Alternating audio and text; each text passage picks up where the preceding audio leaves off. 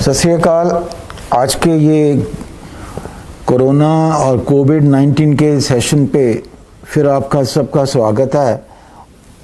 जो भी कुछ सवाल जो रेज़ हुए हैं पिछले हफ्ते से कि लोगों ने जो भेजे हैं, मैं आपको उसका थोड़ा जवाब दूंगा, शेयर करूंगा आपके क्या सवाल हैं।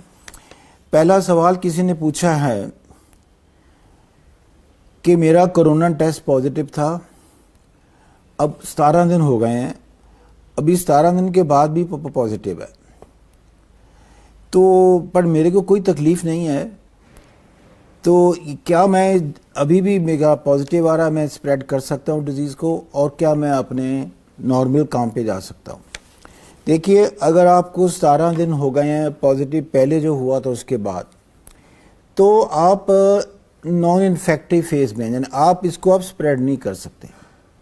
अगर ये पॉजिटिव भी है, कई बार ये देखा गया कि जो पॉजिटिव होता है, ये जो टेस्ट करते हैं, ये कई लोगों में पॉजिटिव लॉन्ग टाइम भी, नॉर्मली तो 14 दिन के अंदर अंदर ये नेगेटिव हो जाता है, but in some individual it may takes more days, और कहते हैं कई बार तो ये 3 महीने तक भी पॉजिटिव रह सकता है। पर इसका मतलब ये नहीं है कि आप अब इन्फेक्शन स्प्रेड कर सकते हैं। ये तो है कि जो आरएनए पार्टिकल है इसका, जब वायरस का, वो टेस्ट में थोड़ा आता है, तो इसलिए इसकी वरी ना करिए। अगर आपको 17 दिन हो गए हैं, आपको कोई तकलीफ़ नहीं है, आप अपने नॉर्मल काम पे जा सकते हैं, शुरू कर सकते हैं, अपना नॉर्मल रूटीन कर सकते हैं। ये तो ज़रूर है जो प्रिकॉशंस हैं वो तो आपको ऑब्ज़र्व करनी चाहिए अभी भी। जैसे जब भी बाहर जाते हैं मास्क जरूर पहन लीजिए, थोड़ा जो सोशल डिस्टेंस हम कहते हैं कोशिश करिए, तो वो प्रिकॉशन तो आप लेते रहिए, पर अदरवाइज़ आप अपने नॉर्मल रूटीन पे आप जा सकते हैं। फिर किसी ने कहा है कि जी देखिए मेरे हस्बैंड का टेस्ट जो है वो पॉजिटिव है, पर उनको कोई तकलीफ़ नहीं है, कोई सिम्टम नहीं है। मेरे को उन्होंने लिखा है कि कई इस तरह के फीचर हैं जो कोविड को कहते हैं लोग, उस तरह के हैं, पर मेरा टेस्ट नेगेटिव है, तो मैं क्या करूं इस पे। देखिए, अगर आपको लगता है कि आपको ये फ्लू लाइक सिम्टम हैं, आपने लिखा नहीं कि क्या क्या सिम्टम है, बुखार है, खांसी है, कि सांस चढ़ता है, एक बार टेस्ट नेगेटिव आया है तो कोई हार्म नहीं, आप इसको सेकंड टाइम भी करा लीजिए। पर अगर ये नेगेटिव है तो हो सकता है कुछ और तकलीफ ना हो, कोई और तरह का इन्फेक्शन हो, वायरल है, आजकल डेंगू का सीजन भी चल रहा है, तो अपने आप को डॉक्टर से चेक करा लीजिए, ताकि वो जो भी टेस्ट करके आपका ये क्लियर हो जाए कि क्या तकलीफ़ है जो आपको है और उसके लिए क्या इलाज करना है। फिर किस ने पूछा कि मेरे को कोरोना हुआ तो मेरे को इसकी तकलीफ थी, सिम्टम भी थे, मेरे को जैसे खांसी था, बुखार कुछ था उनको, और उसके बाद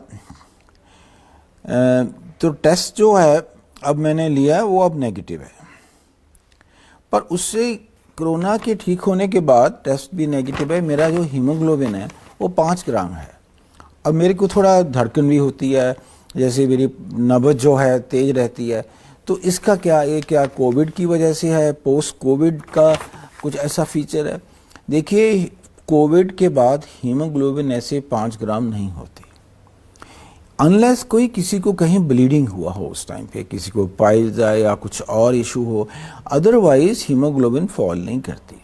ये हो सकता है कि कई बार कोविड के अंदर ब्लड थिनिंग इंजेक्शन दिए जाते हैं, कोई उसकी वजह से आपको कहीं ब्लीडिंग हो रहा है तो ध्यान देना पड़ेगा, अदरवाइज कोविड की वजह से हीमोग्लोबिन फॉल नहीं करती। ये क्यों आपकी हीमोग्लोबिन लो हुई है, तो इसके लिए आपको एक प्रॉपर चेक कराना चाहिए। और जो आप कह रहे हैं कि थोड़ा नब्ज़ तेज चलती है, मेरे को पेल्पिटेशन होती है, वो तो जब हीमोग्लोबिन इतना लो हो जाएगा, भी 5 ग्राम है, ये तो नेचुरल है कि आपका जो हार्ट रेट होता है, जो पल्स रेट होता है, वो बढ़ जाता है जब भी एनीमिया होता है और हीमोग्लोबिन जब लो होती है, तो उसकी वजह से है। जैसे जैसे आपका हीमोग्लोबिन ठीक होगा तो ये आपकी जो इशू, जो आपकी तकलीफ़ है पेल्पिटेशन की या नब्ज़ तेज रहने की, ये भी ठीक हो जाएगी। पर आप अपना ज़रूर चेक कराइए कि आपकी हीमोग्लोबिन इतनी लो क्यों चली गई है। 5 ग्राम तो बहुत लो हीमोग्लोबिन होती है। फिर किसने कहा कि कि व्हाट इज डिफरेंस क्या है एक सिम्टोमेटिक है एंड एसिम्टोमेटिक कोरोना में। देखो एज फार एज कई ये तो नॉन फैक्ट है जो भी इस डिजीज़ अब जो 9-10 महीनों से चल रही है, कई लोगों को कोरोना पॉजिटिव होता है पर कोई तकलीफ नहीं होती। ये रूटीन टेस्ट में कई बार निकल आता है, जैसे सपोज कोई ट्रैवल कर रहा है, बाहर से आ रहा है, टेस्ट हुआ, या कहीं फैमिली या कोई ऑफिस में किसी को पॉजिटिव था, वहाँ जो लोग कांटेक्ट होते हैं हम कर लो, उसको पॉजिटिव हो सकता है। बट कई लोगों को इसके कोई सिम्टम नहीं होते। ये तो ये बड़ा इस बीमारी का ये वेल नोन फैक्ट है। तो अभी तो कहते हैं ना जब ये सिम्टोमेटिक होता है, कई बार तो होता है बिल्कुल सिम्टम नहीं आते, कई लोगों को कहता है शुरू 2-3 दिन सिम्टम नहीं होते, फिर सिम्टम शुरू होते हैं। बट इन्फेक्शन चाहे आप एसिम्टोमेटिक हो चाहे आप सिम्टोमेटिक हो, आप ट्रांसमिट कर सकते हो। तो ये नहीं कि अगर आपको कोई तकलीफ नहीं तो क्या फ़र्क पड़ता है, तो शायद आपका वायरस तो आप स्प्रेड नहीं करेंगे, ऐसा नहीं है। आपको ये जो प्रिकॉशन लेनी है, जब तभी तो कहते हैं चाहे एसिम्टोमेटिक भी हो, अगर आप पॉजिटिव हो तो 14 दिन के लिए आपको कहाँ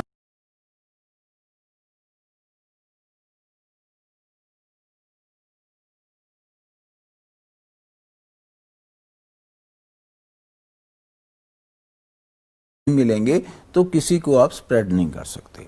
और ये 14 दिन के अंदर अंदर जो आपका इन्फेक्टिविटी फेज कहते हैं, जो आप दूसरे को ट्रांसमिट कर सकते हो, वो चली जाती है। उसके बाद आप इन्फेक्शन फैला नहीं सकते। तो इसलिए चाहे सिम्टम है चाहे नहीं है सिम्टम, ये दोनों की जो सिग्निफिकेंस है ये बराबर है कि आपको प्रिकॉशन लेनी है। ऑफकोर्स अगर सिम्टम है तो उस तरह का जो भी इलाज आपको करना है वो आपको करना चाहिए। फिर किसी ने कहा कि देखिए जिनको सिम्टम नहीं हैं, कोविड पॉजिटिव है, क्या वो मास्क पहनने की ज़रूरत है? देखिए उनको भी मास्क पहनने की इतनी ज़रूरत है जितने बाकी लोगों की है। रादर अगर आप मास्क नहीं पहनेंगे तो जब भी आप सांस लेते हैं, आप खांसी करेंगे, आप इन्फेक्शन स्प्रेड करेंगे। तो आपके लिए तो जिसको ये पॉजिटिव है उसके लिए तो मास्क पहनना बहुत ज़रूरी है।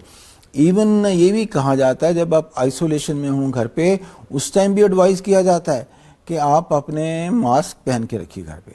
ये जो किट आपको दी जाती है घर पे, जो आइसोलेशन पंजाब गवर्नमेंट ने जो ये फ्री किट इशू की है, उसमें जो सारा कुछ और दवाइयाँ होती हैं, थर्मामीटर होता है उसमें या ऑक्सीमीटर होता है, उसके साथ साथ मास्क का डब्बा भी होता है, ताकि आप अपने 8-10 घंटे में ये मास्क को चेंज भी करते रहें। तो मास्क पहनना तो बहुत ज़रूरी है। किसी ने कहा कि सपोज कोविड हुआ मेरे को, मैं ठीक हो गया, अब भी मास्क पहनने की ज़रूरत है। देखिए हो सकता है कि बिकॉज आपको इन्फेक्शन हुई है, आपके अंदर इम्यूनिटी हो गई हो, दोबारा इन्फेक्शन होने के आपके चांसेस कम हो गए हैं, पर वो कितनी देर के लिए चांस है। पर ये भी एक ज़रूरी है, कुछ देखा गया है कई लोग जो पॉजिटिव होते हैं उसके बाद भी जो उनकी एंटीबॉडी है वो एंटीबॉडी नहीं, ज़्यादा इम्यूनिटी नहीं डेवलप होती बॉडी में। तो अगर फिर आप एंटीबॉडी आपकी डेवलप नहीं हुई प्रॉपरली, इम्यूनिटी नहीं हुई, आपको दोबारा होने का भी डर है।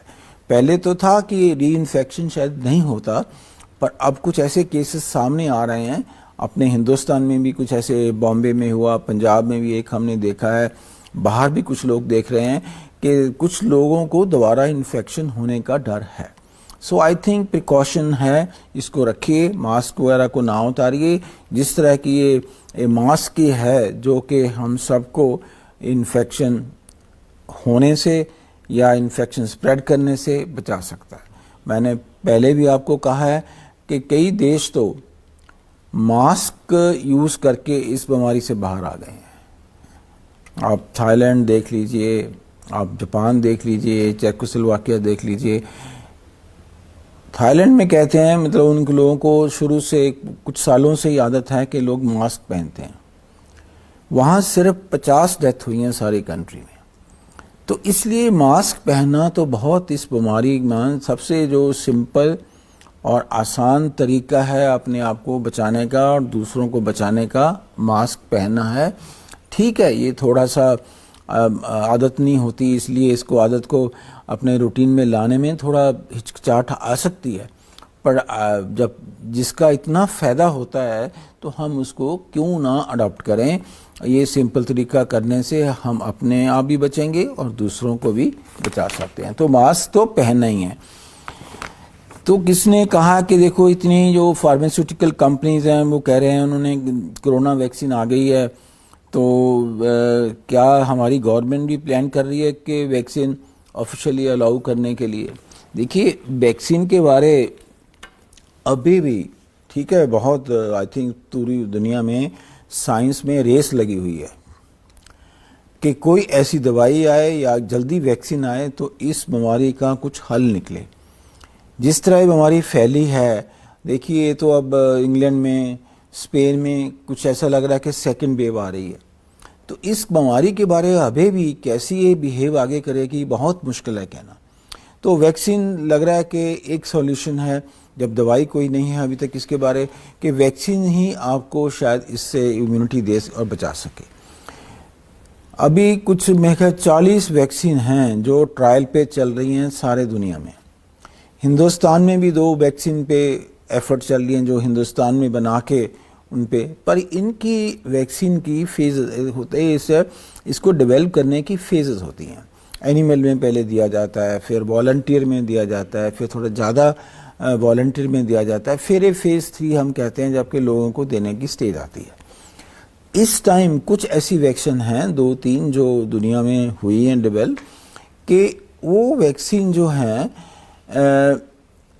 They will be sort of possibly now 2-3 vaccine phase 3 पे चल रही हैं। फेज़ 3 में अगर ये प्रूव हो जाती है सेफ है, इसका फ़ायदा होता है, इम्यूनिटी करती है, ये पब्लिक को मिलनी शुरू हो जाएगी। पर सच्ची बात है इसको भी अभी आने में मेरा नहीं ख्याल 6 महीने से पहले ये आम पब्लिक के लिए अवेलेबल होगी। अगर शुरू में आएगी तो पहले हेल्थ वर्कर हैं जो हाई रिस्क ग्रुप हैं उनको, बिकॉज इसका भी सबके लिए तो एकदम नहीं बन सकती। तो मेरे को लगता है अभी भी 6-9 महीने लगेंगे कि वैक्सीन अवेलेबल हो जाए, तो जिसको भी ज़रूरत है, जो भी चाहता है उसको वैक्सीन दी जाए। तो ये तो अभी टाइम लगेगा, पर इस पे भी डिपेंड करता है कि जैसे मैंने कहा कि जो भी ट्रायल चल रही हैं ये प्रूव होगा कि सेफ हैं और इसमें कोई इफेक्टिव भी है। एक क्वेश्चन आता है देखो कॉन्टैक्ट ट्रेसिंग का, ये थोड़ा सा मैं इसलिए कह रहा हूँ, पीछे कुछ दिन ये न्यूज़पेपर में भी था। कॉन्टैक्ट ट्रेसिंग है कि अगर किसी को इन्फेक्शन हुआ, उसको जितने लोग मिले हैं तो हो सकता है कि वो भी उससे इन्फेक्ट ना हो गए। तो जो जिसका पॉजिटिव है, जो उसके कांटेक्ट में आए हैं, तो उन सब का भी टेस्ट कर लेना चाहिए। तभी कहते हैं कि मिनिमम जो गाइडलाइंस के मुताबिक तो कहते हैं 10 कांटेक्ट तो ज़रूर आपको टेस्ट करने चाहिए, सो दैट अगर पता किसी को पॉजिटिव आ जाए तो आप प्रिकॉशन ले सकते हैं। अगर नहीं आप करेंगे ये ट्रेसिंग तो फिर वो बढ़ सकती है, जिसको पता ही नहीं में तकलीफ़ है वो स्प्रेड कर सकता है। तो इसलिए कांटेक्ट ट्रेसिंग की ये बड़ी अहमियत है और मैं ये सबको प्रार्थना करूँगा कि अगर आपके कांटेक्ट में कोई ऐसा आया है जिसका पॉजिटिव आ गया हो, आपके ऑफिस में, आपकी लोकेलिटी में या आपके ग्रुप में किसी को पॉजिटिव आया है जिसके साथ आप मिले हो, तो ये कोशिश करिए अपना टेस्ट भी कराइए, सो दैट अगर आपको ये तकलीफ़ है आप उस तरह की प्रिकॉशन लेके अपने आप को बचा सकते हैं और अपने घर वालों को और अपने दोस्तों को भी बचा सकते हैं। तो कांटेक्ट ट्रेसिंग अभी जो हमारे जैसे बिकॉज लोग थोड़ा टेस्ट कराने में आते नहीं, जैसे कहते हैं ना कि एक पेशेंट के लिए 10 कांटेक्ट तो होने चाहिए। हमारी जो अभी एवरेज कांटेक्ट पैटर्न है तो वो है about you can say 6 to 9, 10 है। कुछ डिस्ट्रिक्ट्स में ज़्यादा है, कुछ में कम है। पहले तो एक थोड़ा इसलिए कम है कि लोगों को मोटिवेट करना, जो पीछे थोड़ी अफवाहें फैलती रही, र्यूमर फैलती रही, लोग ज़रा टेस्ट नहीं करा रहे थे, तो इसको चाहिए कि अपना टेस्ट ज़रूर कराइए एंड तो सो दैट अगर किसी को इस तरह की इशू है तो वो अपने आप को बचा सकता है और दूसरों को बचा सकता है। तो ये कुछ सवाल जो सामने आए और मैं एक चीज़ फिर आज एम्फेसाइज करूँगा फाइनली कि जैसे देखिए हमारा जो पंजाब में नंबर थोड़े कम हो रहे हैं, प्रमोर्टेलिटी का थोड़ा इशू है। तो उसका रीज़न यही है कि दो रीज़न हैं। एक तो लोग पहले अपने आप को टेस्ट नहीं कराते, वो घर पे दवाइयाँ, आजकल इतना मीडिया में आता है, ये दवाई खा लो, ये खा लो, कोई क्लोरोकिन खा लो, कोई हाइड्रोक्सी क्लोरोकिन खा लो, कोई आइवरमेक्टिन खा लो। लोग जो एंटीवायरल कोई ड्रग्स हैं, लोग बिना बात के ही शुरू कर लेते हैं। जब शुरू कर लेते हैं, जब वो कई बार उनकी ज़रूरत भी नहीं होती।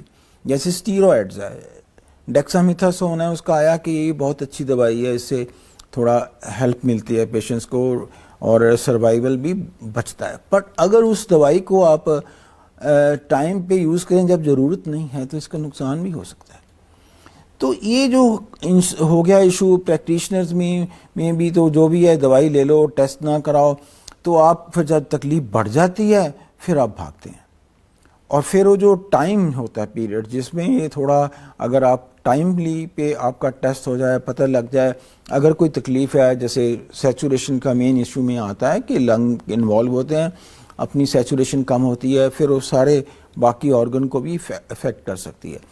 तो इसलिए जल्दी टेस्ट करा के अगर आपको है तो प्रॉपर इलाज करिए। गलत मैं कहूँगा आज के टाइम पे ये कोशिश ना करिए कि लोकल प्रैक्टिशनर से जो वो कहते हैं वही खाते रहो, वो गलत है। Please go to a government hospital और a good private hospital, get your test done, and जो वो दवाई देते हैं वो खाइए।